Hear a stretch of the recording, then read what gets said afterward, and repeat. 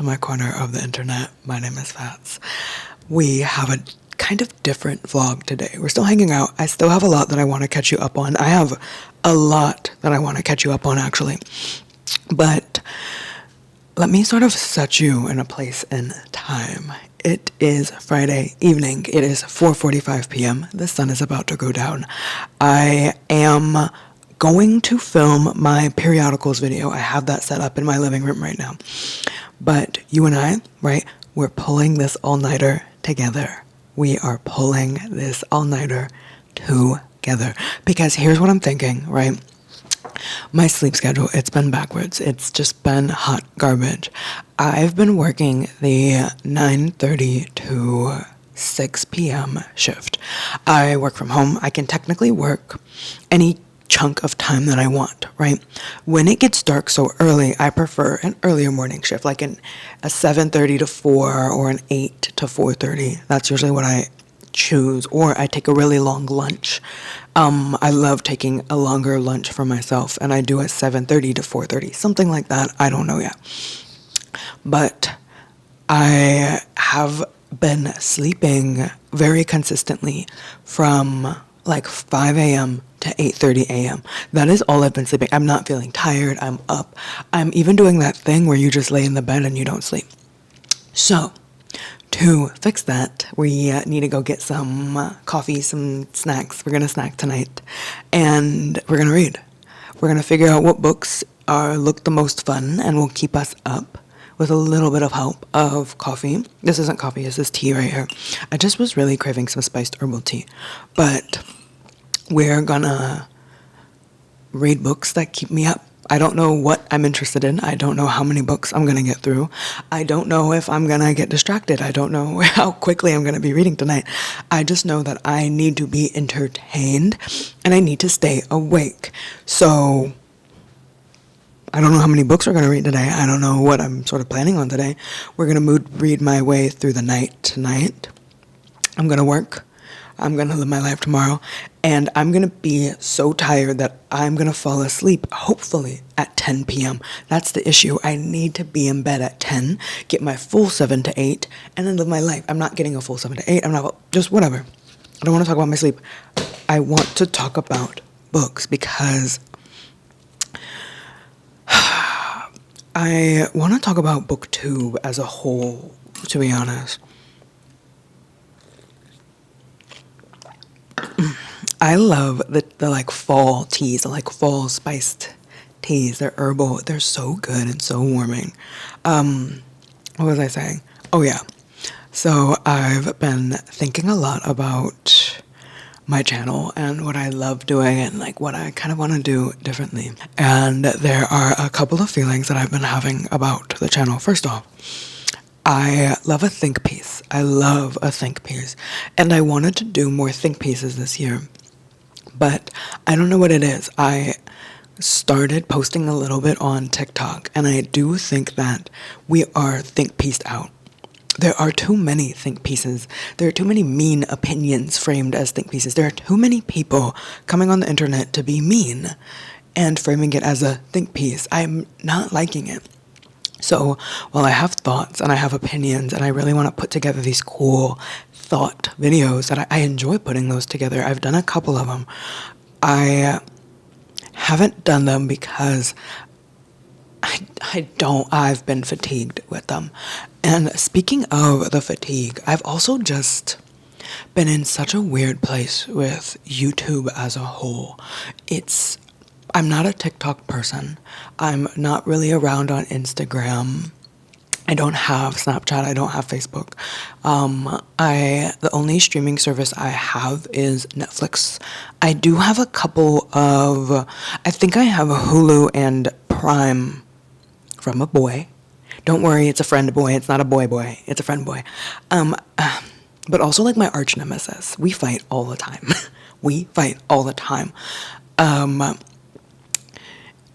I have a few streaming services. I haven't even been getting into TV that much. I watch a little bit of like trash television to hang out with that, but I'm not into anything right now. It's just, I haven't been, and I'm somebody, as you know, the thing about me, I love media. I love media. I'm somebody who is so deeply in love with movies, media, discussion, creativity. I love all of that, but something about, I don't know what it is. I haven't been into it. And in that, I feel like coming to my own YouTube channel, I've also been feeling this sort of creative rut. Now, I know I just roasted TikTok, but TikTok has a trend going around that sort of inspired me, and it helped me figure out what I want to do a little bit differently, at least one thing that I want to do differently on the channel. And have you guys seen the personal curriculum videos? Please tell me we're all on that side of the internet. If you're not, I wonder if I can screen record and put it on the screen. I can show you a couple of clips of like people just coming out with their personal curriculums. But it's essentially just making your own curriculum, setting aside some time and thinking about what you're interested in, and really setting aside time in your day to study and to make note cards about it and to take notes on it and to find things to get deeper into that. And I don't know, I don't think I really want to do think pieces, because the think pieces coming out just kind of like, it just makes me kind of sad. I'm so sensitive to stuff like that, but when I notice a trend and I just think people are being mean, I never want to feed into something that just feels so kind of mean-hearted. I can't do that. I'm a softie. I come off like such an a-hole with my book reviews, but I'm soft, you guys. I'm so soft. And think pieces are feeling mean. But the personal curriculum, and I'm somebody that loves academia. I love academia. I love learning. And in my most recent vlog, if you weren't here, I was basically talking about like, I'm somebody who wanted more schooling and I wanted to learn more, and I am not. It's no longer in my future. It's no longer in my path, but that doesn't mean I can't be so intentional about what I'm learning. I'm somebody that I pick up nonfiction and I pick up things, but I'm not being active in it. I'm just sort of like interested, but I'm not sitting and taking notes, and I'm not being intentional about how I structure what I want to know. I just sort of pick stuff up. But the idea of truly finding something I'm interested in and taking time. Now, that brings me to what I have stacked up around me, because I was just feeling so inspired. I was just so inspired by what I was seeing on and thinking about with the personal curriculum. And I think I know what I want my first couple of things to be. And I think I know how I want to like tie it into this channel, because while I'm not doing think pieces, that doesn't mean I'm not thinking. So first off, I am somebody who loves media, as I've said 1,000 times before. So why am I not being more active about that? Why am I not truly sitting and thinking about these types of things? And now for the channel, I was thinking about like, why is my curriculum not dedicated to something I'm passionate about or something that I love? I can have this love and I can participate in this love, but understanding the things I love are different. And I'm so excited about this. So I don't know how I'm gonna do it, because I'm gonna sit down and create a little curriculum, find videos, find a lot of colleges will post certain lectures. I need to go do some hunting for things that I'm interested in and allow myself to take notes. I've literally got notebooks, I've got pens. I'm really in this, and I'm going to set aside some time every day to study, or 3 times a week to make sure I'm interacting with my personal curriculum. So, first things first, as we all know, I love media. So a lot of the nonfiction I've been picking up has been in relation to the personal curriculum I want to make for myself, or the interest I have in sitting with it. So that's why I've already showed you this. That's why I've picked up Cue the Sun, which is on the invention of reality television. This one is the Pulitzer Prize winning nonfiction, and it just goes into the inception of and the psychology and mindset behind the introduction of reality television and how that has really skewed our brains. And I think it's interesting because I think you can see the skew of the interaction of the audience with the creator and the audience with actors, and this difference of actors, even from like live streaming and television shows. This goes into that. In the realm that the audience feels closer to the show, reality television, that what the mindset behind that. I have a book behind that. I think that'll be interesting. I don't know how I'm going to structure my curriculum. I'm just excited, and there's only so much in this world that can, like, when you feel excited about something, lean into it. Just lean into it. So that is the first thing. I don't know how I'm going to incorporate it. I want to sit down and really take the time to write it out in my planner. And then I have On Air, which is on the triumph and tumult of NPR, another book about a media. And this one, a type of media. This one goes into journalism and the rise, fall, changes, evolution of journalism and NPR and how it's ended and begun and crashed and exploded, improved, the drama behind it. I think that'll be so interesting because part of what I did in school was a little bit of journalism. I went to school for a whole lot of English, everything. And you have to take so many classes and so many interests. And I did a little bit of journalism. I have a couple of published pieces in journalism, but I don't know about journalism. I don't know about NPR. I do want to know more about it, so I'm going to sit with that. I have... this one's just a nonfiction pickup because I have seen it lying around and it caught my eye. That is The Gods of New York. And I'm interested in the modern city.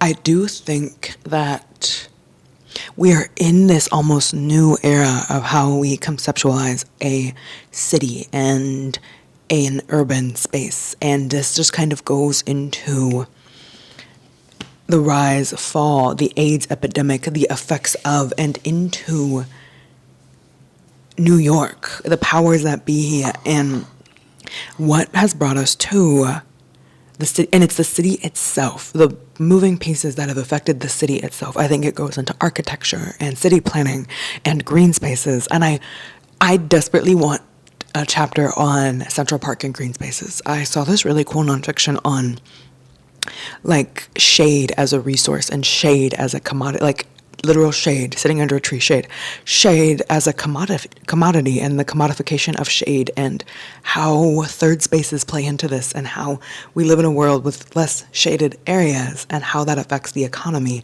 And I just think it's so cool how we conceptualize urban spaces. Not sure how that relates to BookTube. But I feel like it relates to BookTube if I can bring in a lot of nonfiction books to tell you about something. That, you see what I'm getting at? The future of the channel in relation to nonfiction.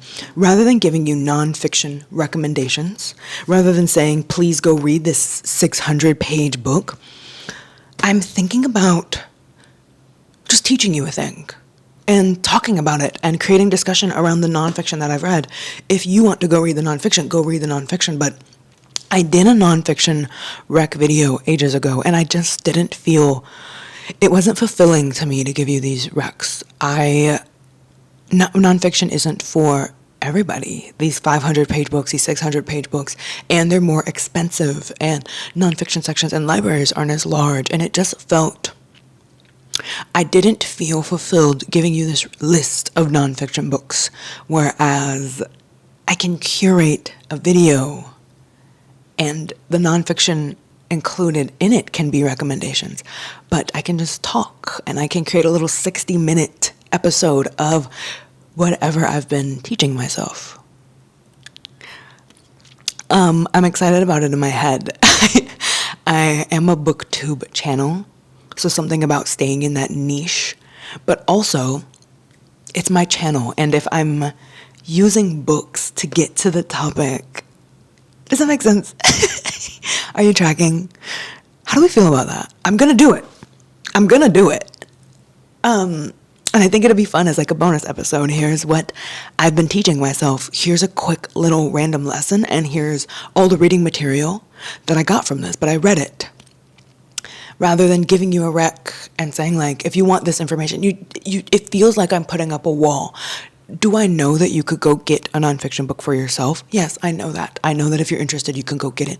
But there's something different about me coming to you with the nonfiction that I've read and opening your mind to something else. I want to share a discussion rather than giving you a blanket list of 600-page books. No matter how good a nonfiction book is, in my opinion, it's sitting with a chunk of text is not how everybody learns. It's not. I didn't feel good about giving you recommendations and like it just didn't feel good because I like my nonfiction and I like what I read and I want information to be available to so many people, but we don't all learn the same and read the same. And on this channel, I want to share and I want to discuss, and I've got no problem sharing and discussing. And I'll reference it for you and I'll put quotes on the page. I do foresee these being like kind of a lot of work on my end. So I don't know how many I'll be able to do because it's a lot of work on the back end for me to reference, source, resource, create a thesis or like a little 60-minute episode or probably longer. So I don't know how many I can get out, but at the same time, it could be my, since it is my personal curriculum, it could be my final project for myself. And that's how I structure it, so that I do that. I don't know. We'll see. In addition to my personal curriculum, we're all on the same topic. Am I losing light? Can you see me? Should I turn on these overhead lights? I had to go check the camera to make sure you could see me. The sun is setting and I don't even know if you can still see me in my house. Okay, that brings me to these large stacks of books because I'm going to say something that almost contradicts with a belief that I have. So let me justify what I'm about to say and just kind of follow me. Because I am one of the strongest advocates for read what you want to read. Reading doesn't have to be educational. Reading is fun. Reading teaches you empathy. Reading opens up your mind. Reading is for creative purposes. Reading doesn't even need a purpose. Just go read a book. Have fun. I am the biggest advocate of read something silly. It's why I read something silly. Do I roast it? Yeah, I roast it a lot. But at the same time, I'm reading to read. I'm reading for fun. I'm reading because I love opening a book. Do I read stupid little romanticises? Yes, a lot. I'm going to roast them after, but during it, I'm getting it done. But in that, I've been thinking about myself and how I read and what is fulfilling to me. And I went through my personal collection of books. These are books that I personally own. I usually purchase books with the intent of annotating them. I purchase books that I know I want to read and write in at the same time. So my personal collection of books looks a lot different than what I get from the library. You're going to see a good chunk of it. I don't own a lot of, I'm looking over at my little book collection. I'm definitely not somebody who owns a lot of books. I'm not that person, but I try to be very intentional with my purchasing power, and I try to be very intentional with what I give my money to and what I bring into my home. Because I love the library. I'll go get books from the library. But there's a lot of things, like my nonfictions. Even if this nonfiction isn't necessarily perfect in presenting what I want it to present, perfect, air quotes around that, I want to be able to dog ear, tab, underline, highlight. That is why I buy certain types of books. Well, I went through my personal collection, not a large collection, and I went through the books that I haven't read yet. And I sat with it, and I told myself that you don't need a reason for reading. I'm going to say that one more time. Read what you want. Don't ever think that I view any genre as lesser. I would never. My monster smut gets higher ratings than some other literary fiction books that I read because it did something for me. I've read I've rated comics 5 stars, but I've rated nonfiction 3 stars. There's a nonfiction I rated 2 stars, but I've rated comics 5. So reading is for you. Don't ever forget it. Don't ever let anybody guilt you out of that. But for me next year, I want to have more instances of being very intentional with my reading and the way that I go about talking about it sometimes. And I want to be interacting with books in a way that isn't escapism as often as it is escapism.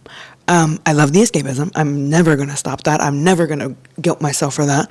But I do want more times that I'm setting aside time to read deeply. That's just me. So I've pulled aside some books that I think I maybe want to make a video with later, and I don't know how I'm going to do this. I don't know if I'm going to structure it by theme and do like 3 books in a video, like 3 to 5 books in a long talking video about a certain like theme that ties them all together, or if I'm just going to choose 3 random books, or if I'm going to do 1 book at a time. We're just going to see what I get to. But here are the things that I have around my home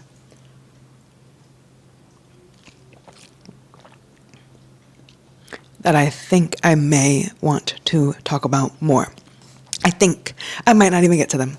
I have Martyr by Kaveh Akbar. I have Stoner by John Williams. I've owned all of these for a good chunk of time. Some of these I've read before, but never got to like really sit with in a long way. I've got Catch-22 by Joseph Heller. Beloved Toni Morrison. Yes, it'll happen one day. The Overstory by Richard Powers. This is a Pulitzer Prize winner. On Earth for Breathy Gorgeous. I've read this before, haven't really, and I just kind of like cried. The Blue Book of Nebo by Manon Stephen Ross. Tender is the Flesh. I've read this before, but I would love to make this like a sit-down, more book clubby type of feel.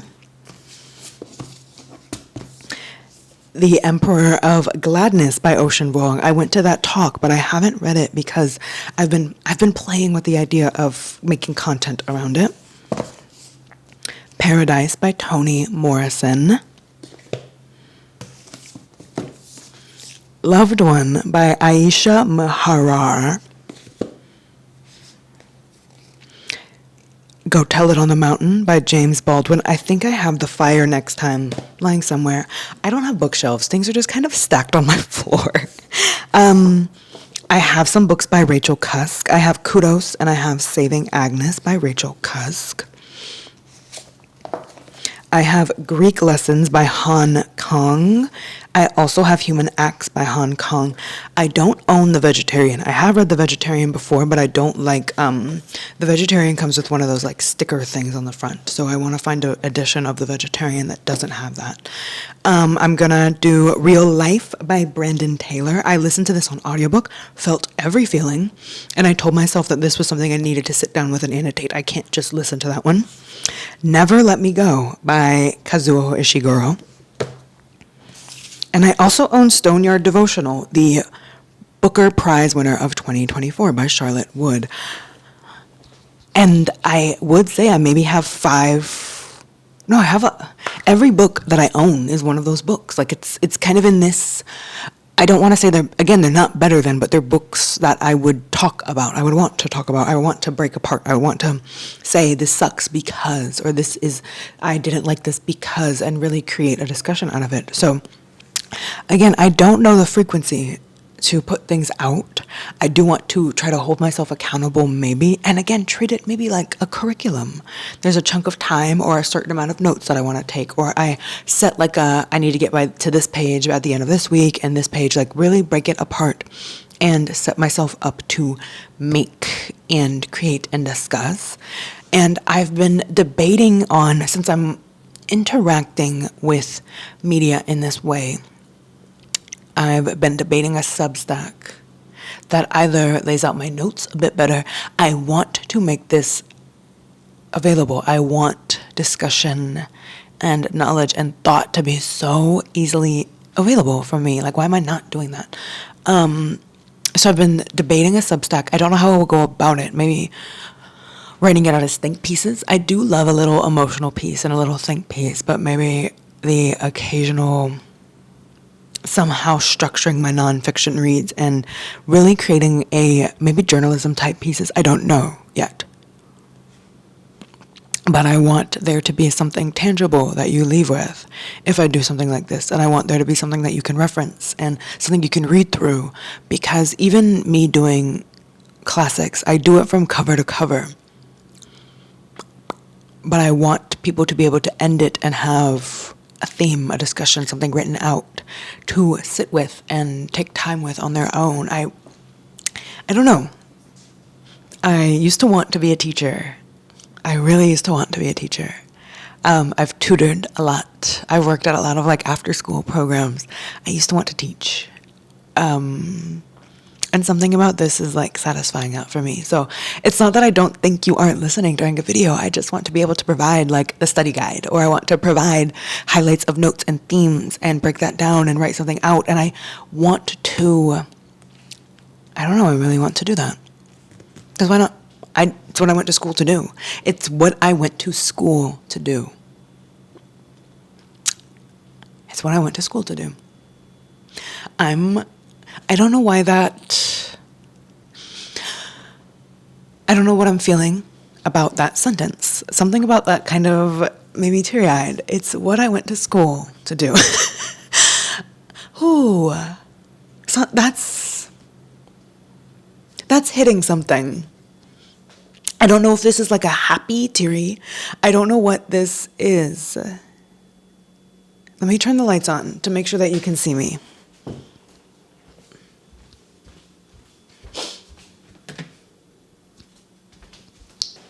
Okay. Not me saying, let me go turn the lights on so that I can step away and not, I don't know, cry on camera. Wow. Yeah, I'm excited about this. I'm excited about putting together thoughts and writing and creating. I'm excited about that. I've debated doing some sort of book club on this channel, but my reading taste is so unpredictable that it would be hard to make a book club, I think. It would be really hard for me to go we have the horror book club, because I feel if you're on this channel, you read everything. And I wouldn't know how to make a book club for the people who have such a varied taste. Or you watch me just for the fantasy, or you watch me just for this, or you watch me just because I do this sometimes. And I feel I either have a lot of wide readers, or people that pop in for what they're interested in, or people that are just here to talk that schmack. I don't know. And so building a book club is difficult in my eyes, and having lives and talking about a book is difficult because I bounce around to so much. And this feels like something that I can do and provide that feeling of discussing deeply. And maybe I can try to figure out occasional lives. I don't know. We're getting ahead of me. I'm getting ahead of myself because I am tech savvy, but there are some things that I know I'm going to struggle with. So let's maybe put it out in the universe that I'll figure out a live, and maybe there'll be occasional moments that I can just sit and talk and discuss and flesh out what I'm writing about, or what I'm researching, or what I'm learning about. I don't know. But that's my bit of a catch up. What am I gonna do? I'm about to go film my periodicals video, and then we are gonna go run to Trader Joe's to get some late night snackies, and then it's you, me, and an all-nighter. It's you, me, and this all-nighter.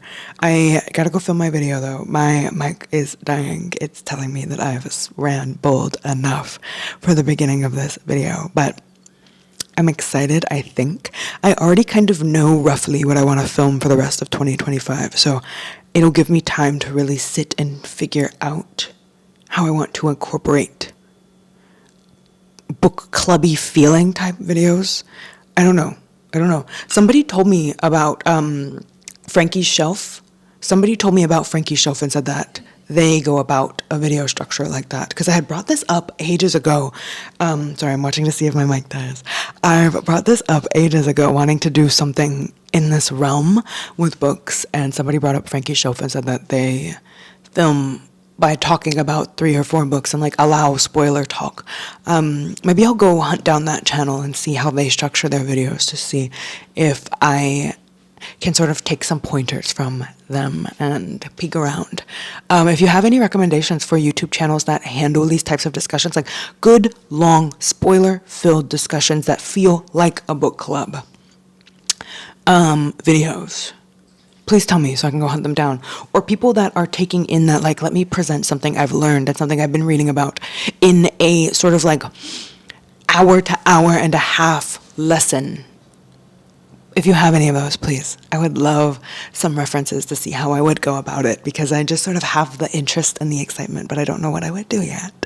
I need a film, and then we're going to run to the store, and then we're locking in. Let me finish my tea. Thank you for listening. Tell me how you feel. I'm going to do it anyways, but I want to know if anybody's like, would be into that. Or if you have any things you maybe would like to see in 2026. And also, with the last bite of my battery, tell me if you're going to do a personal curriculum. Please. I would like more people to join me. It feels good. And if you haven't heard of it, look it up. We could talk about it more. If you want to hear more about like what I'm thinking, and we can like structure our lesson plans together in a vlog if you want. Maybe when I'm structuring my lesson plans, we can structure our lesson plans. I don't know. We spend time together. We come here to, tell me about if you've heard of it, if you do your own personal curriculum, if it's something that's interesting to you. If it sounds interesting to you, then do it. What's holding you back? Structure your learning, fulfill yourself, feed yourself. It feels like, that's what it feels like. It feels like I'm feeding myself. I'm excited. This feels good. I don't know why it feels good, but it's really like making my heart happy. Because I read, but I really want to, I think I want more intentional meals. I think that's what I want. And to hold myself accountable. Keep promises to myself that I'm going to do this for me. That was a lot. We've been sitting here for a minute. We've been sitting here for a while. Let's go get snacks. No, let me film. Then let's go get snacks. And then let's choose our books for the night to see what I'm interested in reading. Thank you for listening. Chapter 1. They served candies before the battle started. Men sweated beneath their armour in the fields, while the royals of the Sabine Empire popped sugared cherries in their mouths, laughing and pointing from their raised thrones. Tchai's belly rumbled at the sickly sweet scent wafting through the grand pavilion. The open-ended tent was built upon a platform, one so tall that, even kneeling as he was, he could see the entire Sabine legion arrayed at its front, and the enemy massing on the low grassy ridge at the horizon. Tchai turned his head and went back to rubbing the feet of the man who had killed his father. The feet of the old emperor, the wizened shell of a once great ruler, swaddled in silk and cashmere. A man who had founded the Sabine dynasty, and an empire that stretched from the Silver Sea to the Great Steppe. Leonid the Great, the Lion of the Sabines.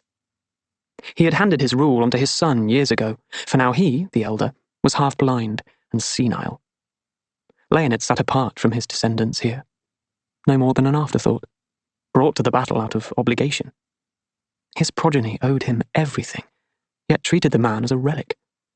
If Tchai did not hate him so, he might have pitied the old man. Tchai! Tchai looked up and saw a skeletal finger crook. He let the wrinkled feet fall into the perfumed water of the bowl, bowing his head as he stood beside the smallest of the 3 thrones. The old man within was hunched and stared ahead with unseeing eyes. Those once great hands were knotted with arthritis, such that they could hardly brush his long, threadbare hair from his deep-lined face. "Tell me what your young eyes see," Lane had said, in the half-croak Tchai had come to know so well. Let me show you what I got.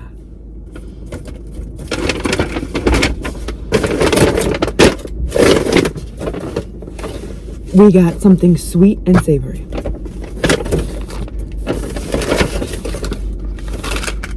Kimbap and some like sea salt chocolate chip cookies. Now, I don't really like chocolate, but it is that the time is, winter is coming.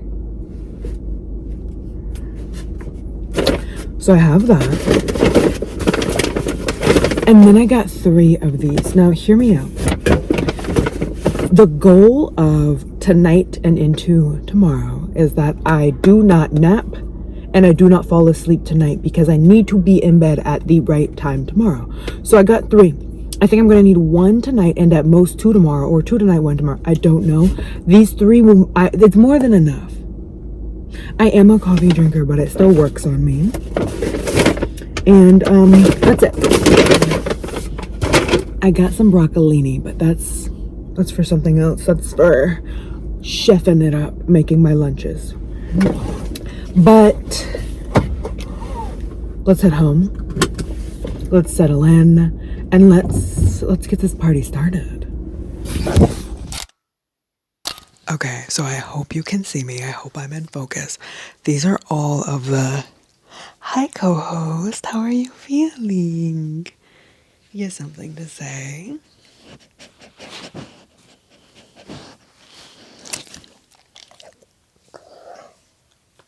Thank you, thank you. Are you gonna join us for this part of the video? You can come sit down. Come on. You can either come sit down or you do have to get out of the way.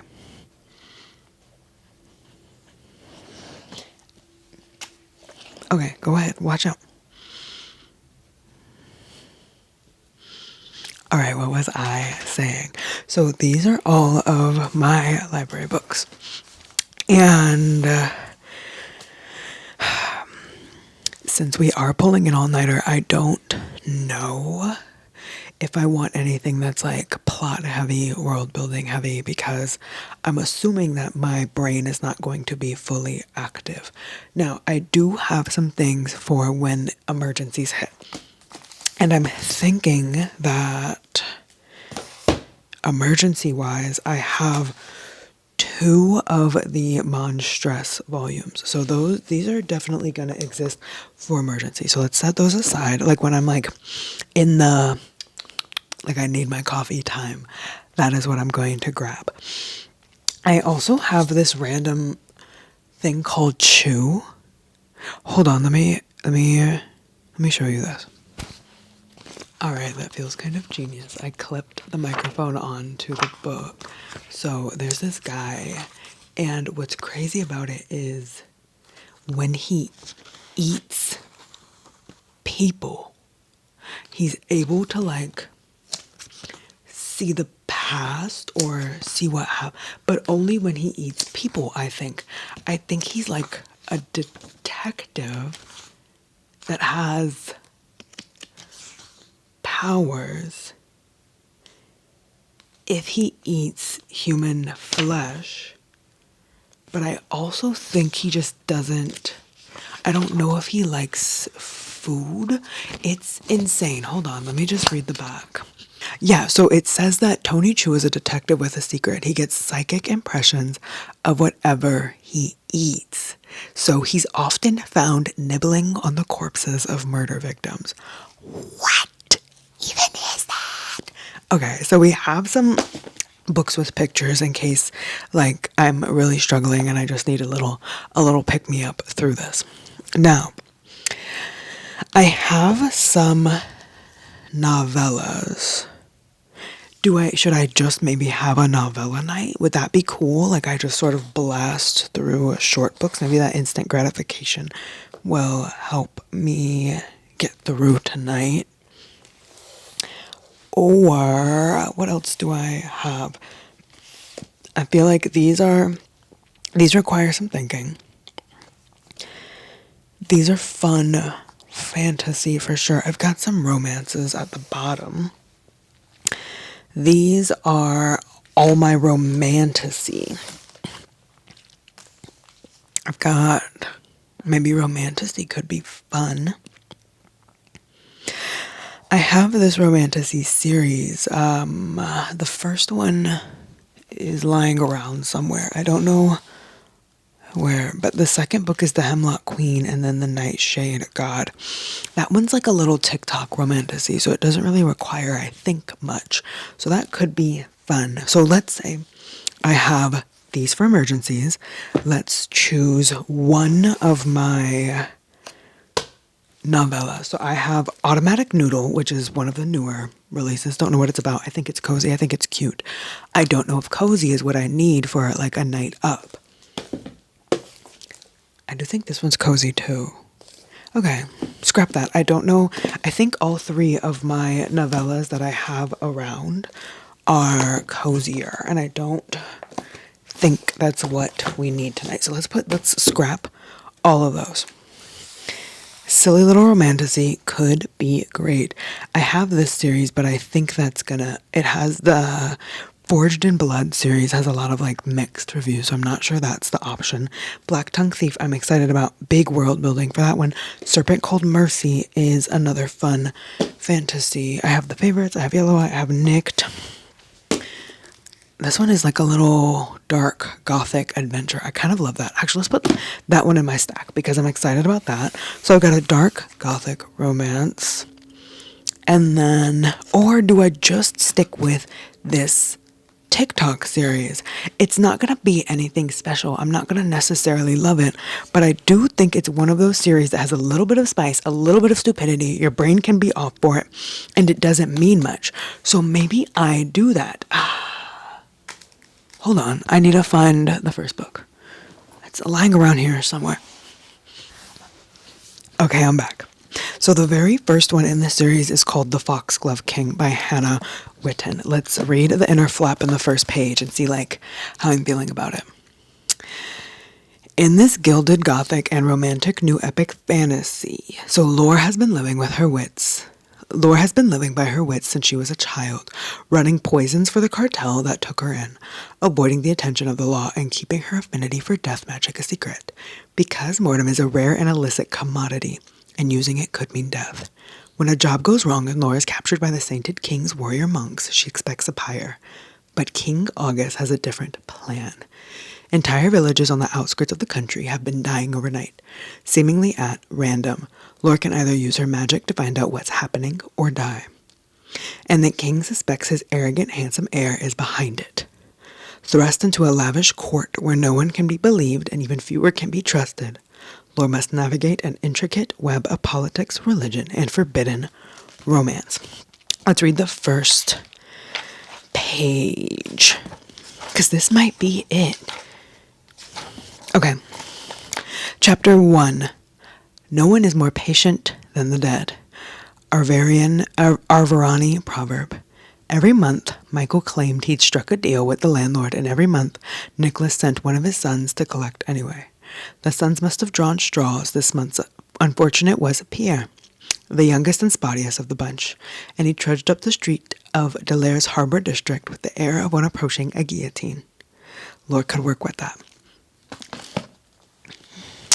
This might be it. What I might need is one of these silly little TikTok romantasies now that I think about it, because the Ornithologist Field Guide to Love, I'm saving that for like the coziest, cutest time.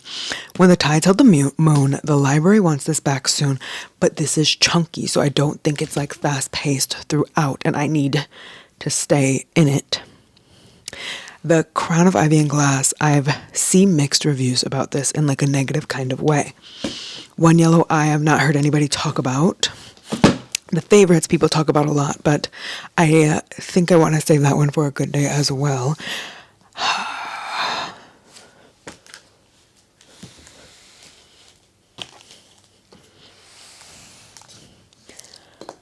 I have The Gods Below, but I think I want some kissing to happen. Serpent Cold Mercy is like an underdog, underground fighting ring. Why do I feel like I don't have that many books? Why do I feel like my options are fairly limited? Maybe it's because all of this is basically like 2 series and some bits. And then big story, books to make me think, horror, romances. I do think this is what I want to do. Okay, so here's the plan. I'm going to start here. When I need to get some like coffee and pick me up time, I have these set aside. And then I can just, if I finish that, I will debate on if I move on to book 2 at that point, or if I go into Nicked. So this will be my backup in case I hate the series and I need to jump into something else. So we're going to set that over there. And then this is my other plan.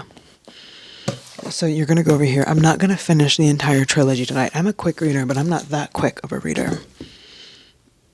So that's what we have.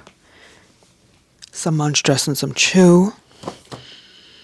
The Foxglove King. And then depending on how I feel, we'll finish the night and into the morning with one of these. I think that's about how much I can read in that amount of time. Again, quick reader, but I'm not like a speed reader.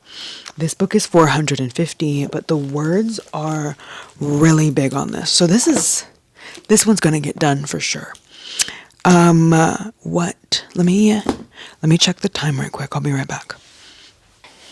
Okay, sorry. There's so many cuts in this little clip. So, here's what we're working with.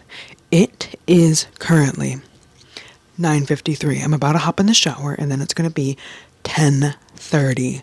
We are going to end this night at 5 o'clock. That's when we're going to be done.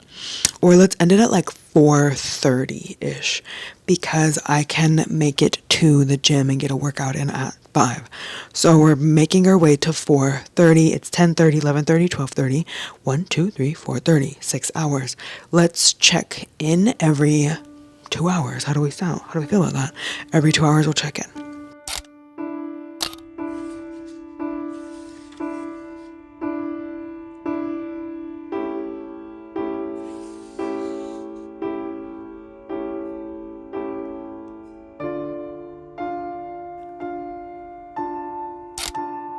Alright, first check-in. We are reading The Foxglove King by Hannah Whitten.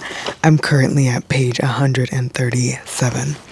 But let me catch you up to where I am at. So, Laura is sort of working undercover.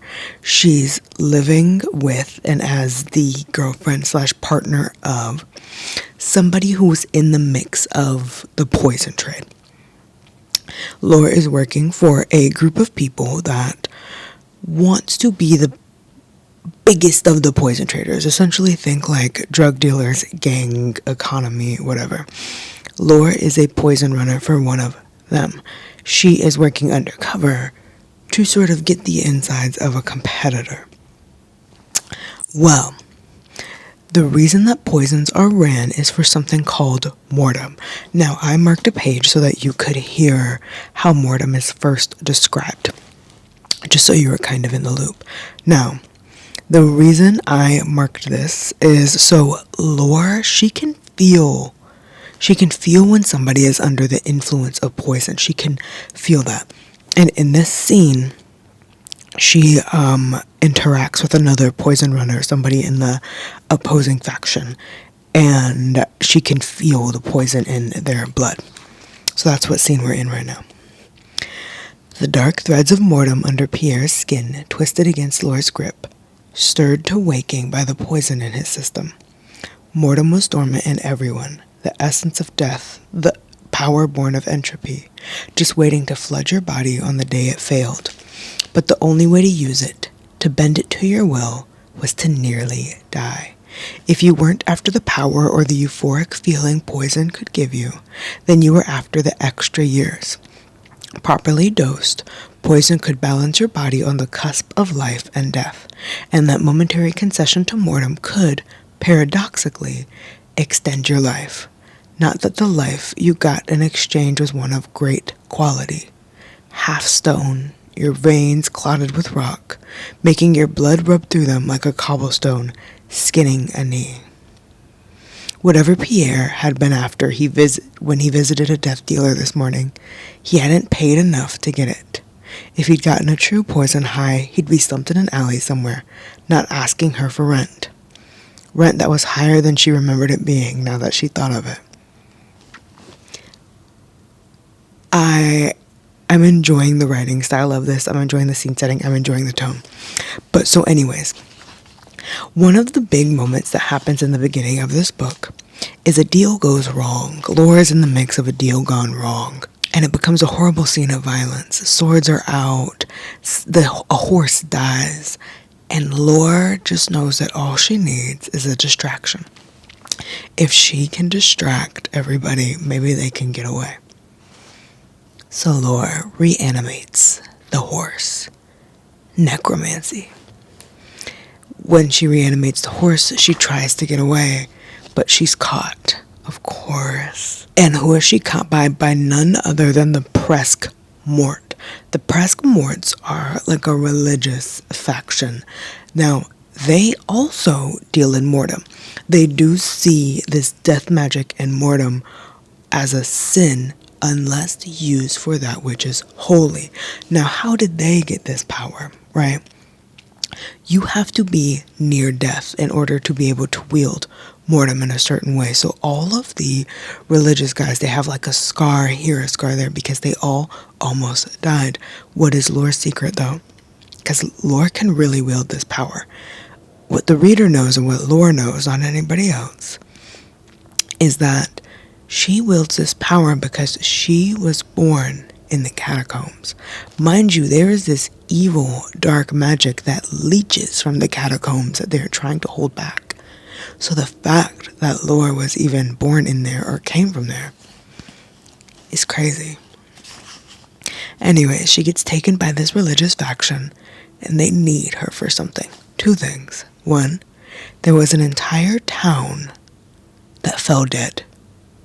And they want some answers, so of course a necromancer would be great for that. And two, they believe the Sun Prince is selling information, so they do want her to go behind the lines, make friends with him. He loves pretty things, whatever. How are they going to go back there? Well, you know how I said that the guys in the religious faction, the Presque Mort, the way that they get their power is from a near-death experience. There is a guy who is there because his father had been executed by the man currently in power, and he had his literal eyeball scooped out when he was 10 years old. And then when he was 10, he was taken into the religious faction and basically manipulated into this deep religious belief, saying that, like, you lost your eye for a reason. There is a holy path for you, essentially. That guy is a duke. So the guy with the eye patch and Lore are going behind enemy lines to get some secret answers or whatever. He's big. He's brawny. He's brusque. And like, there's a lot of celibacy jokes because he's basically a monk, in a sense. Now, as you're going through this story, you meet the Sun Prince. There's banter. He's the bored prince on the throne that is hard to get answers to. One thing you're going to hear a lot in this book also is Laura's, like, the character trait that this author really wants you to know about Laura is that she's thick. It's constantly like, she wore big clothes to hopefully hide all of her curves. And this dress was too small to hold in all of her curves. So that's one thing. The author is emphasizing how thick Laura is a little bit too much, and it's getting annoying. But at the same time, I don't really care because So the scene that I just read, right? They have a corpse from that city, the whole city that died. They have a corpse. And they brought it to Lore to resurrect, to ask it what happened. Lore resurrects this child. It sits up and its eyes are completely black. And the child starts whispering, they've awakened, they've awakened, they've awakened. It says nothing else, it's not responding. They've awakened, until Lore loses it, tells it to stop. And the child falls back, limbs slack. They've awakened. Who's awakened? I'm invested. I don't know what it is. It isn't giving TikTok romantasy. I'm enjoying it. There is minimal explanation of the magic system, but I do think because there is minimal understanding of the magic system, so I'm excusing of that. I always love when pretty dresses are described, so I'm getting plenty of that. There's dances, the inclusion of the poisons. I really like this idea of like death sort of resides in everybody to a certain degree. Love that. I kind of just like how it's being set up right now. We're currently at 26%. I'm gonna go sip a coffee, and then I'm gonna check in with you when I have another reading update. Okay, we've taken another break, and I've been reading some books with pictures. I've dabbled a little bit into Monstress I'm at volume 7. But what I really want to talk to you about is Chew. This is insane. This is disgusting. This is a wild ride. Okay, so there is Tony Chew. Tony Chew is a sebopath, which means whatever he eats, he can sort of see where it came from. Now, this extends in a horrible kind of way.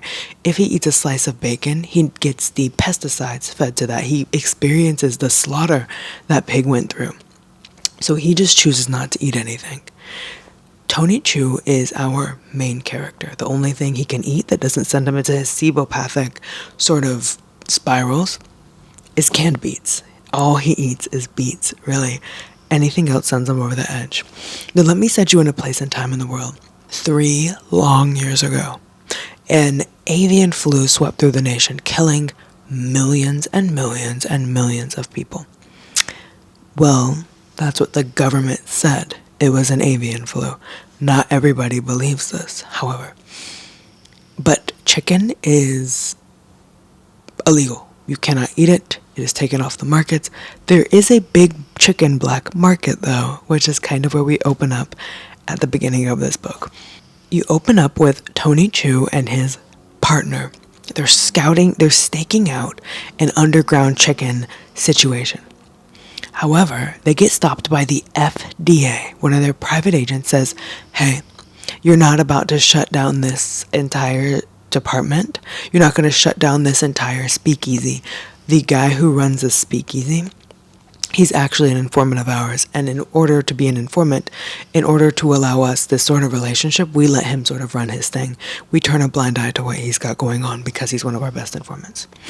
And the FDA agent says, he looks at Tony Chew and his partner, and he's like, now, you guys can either go home and shut the F up, or you can take my secret password and have some dinner on the FDA. Chicken. Now, Tony doesn't want this. We all know what Tony goes through when he eats. But Tony's partner is like, I haven't had chicken, real chicken, in ages. I want drums, thighs, coleslaw, like I'm getting this. So they go sit down and they go eat. When Tony orders like chicken noodle soup, he has to order something. He doesn't want to be that guy in this underground black market thing that asks for like a beet salad. So he has to order something. He orders chicken noodle soup. When he takes a bite, there's something extra in the soup because the guy cooking the soup had cut his finger. Got a little bit of his own blood in Tony's soup. So when Tony tastes it, he gets the chicken, the pesticides, the slaughter of the chicken, and then he witnesses several murders from a cannibalistic serial killer. And Tony stops. He spits his food out and he's like, sous chef in the kitchen. And he starts listing off names. A 17-year-old girl picked up at a bus stop. A kind woman from a diner. He's listing off names and what happened to them. And he's like, we've got to arrest this guy. So Tony and his partner go into the kitchen. A fight breaks out. Tony's partner gets hit with a butcher knife. And Tony is caught in an alley with this serial killer. Tony's got him. They're pinned.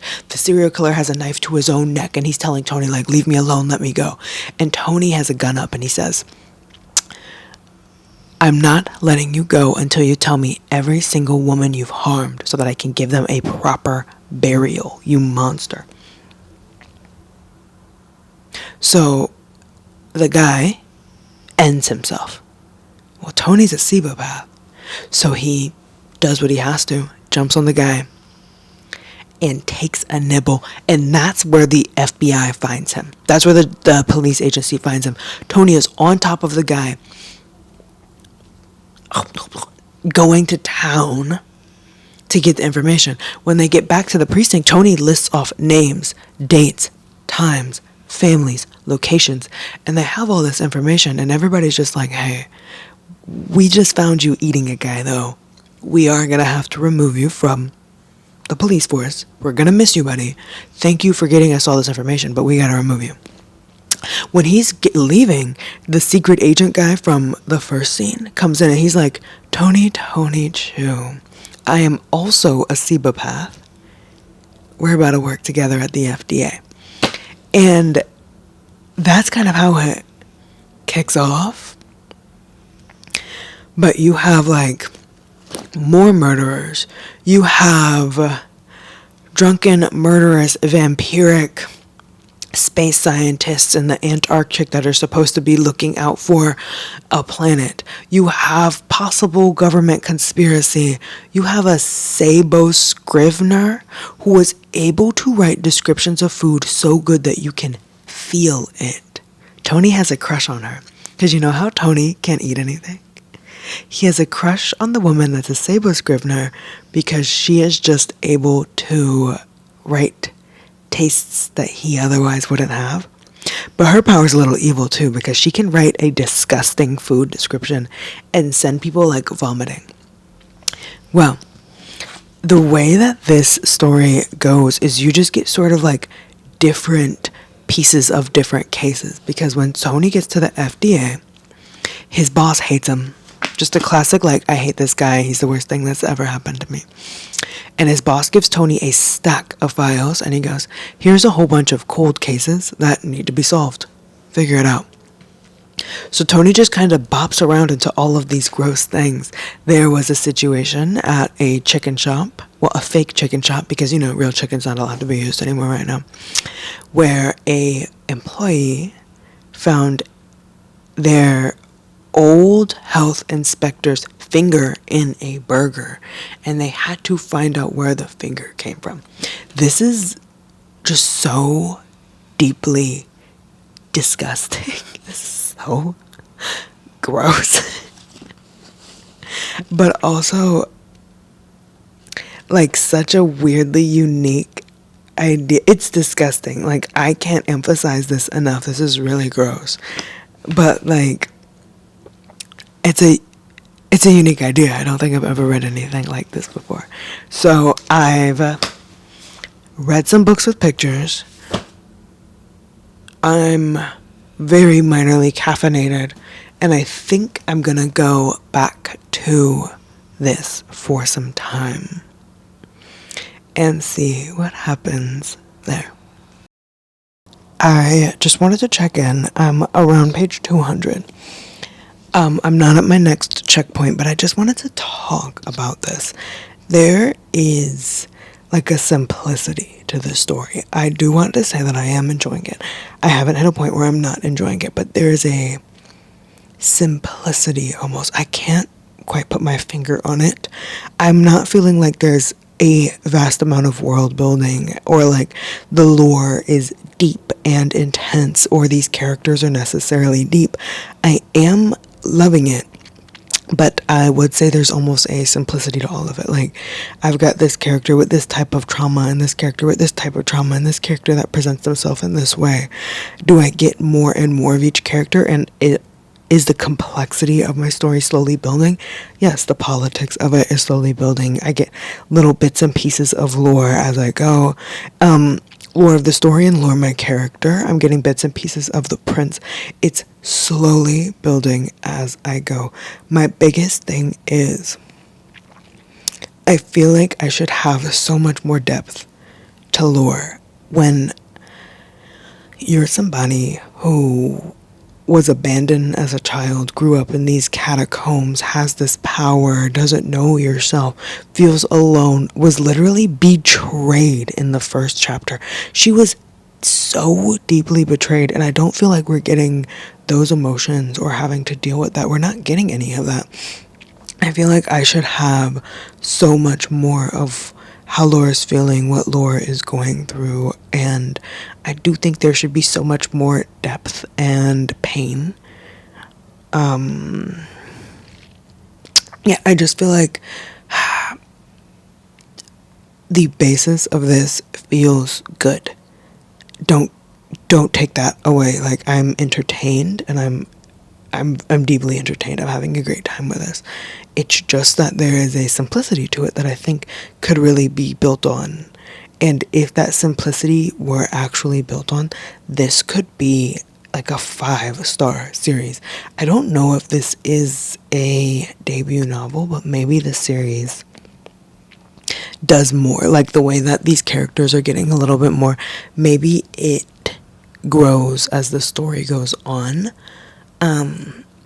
I don't know. Right now I'm sitting at like a 3.5-star feel for this, but I could see this easily could have been a 5-star. The darker elements of this, there is some darkness in this that just makes my skin crawl, but I'm enjoying it.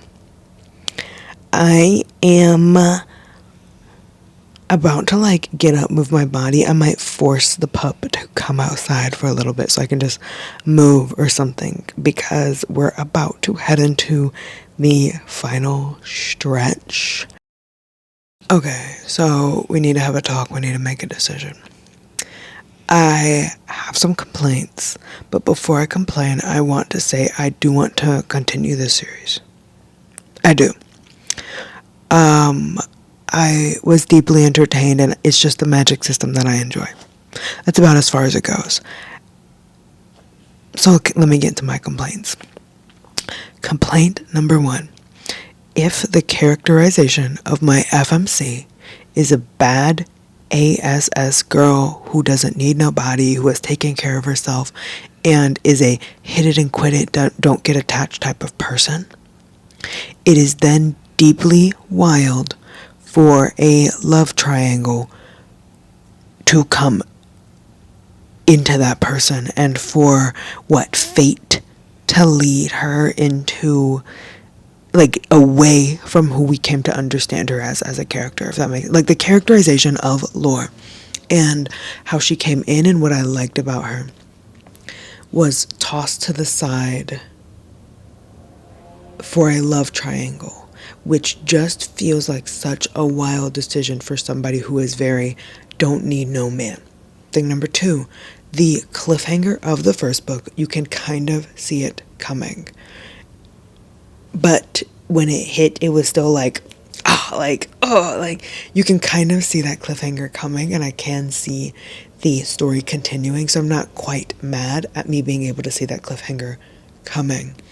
Thing number 3, and this one's going to feel kind of spoiler-y, but don't you worry, I'm not going to actually spoil how it works. It has to be done so well for me to be okay with that fated mates feeling. It has to be done so well. Because there are so many times where that fated mates thing just feels lazy. I don't like it. And this one was very on that cusp of I didn't like it. Just because, again, it almost undermined the characterization of the person that I got in the beginning. But again, I have faith in this story to build lore up from this point is kind of what I'm hoping to happen in the story. The way the plot went and the information that I got, the pacing did feel... There were moments in this story where a lot of time was taken in certain scenes and then it was rushed in other scenes. I didn't really have a problem with it though. I can recognize that it was happening, but again, I was entertained. My only primary complaint is truthfully that this character that I came to see as like, I like this one, was undermined because of the way the author wanted to introduce romance. Not sure how I feel about that. I'm going to continue the series though, and we all know I don't continue series. So I do think that that puts us at least at a 3.5 for me. 3 to 3.5 at most. But do you ever have those books where you read a series and your feelings on the first book can be swayed on how the author links it to the second book?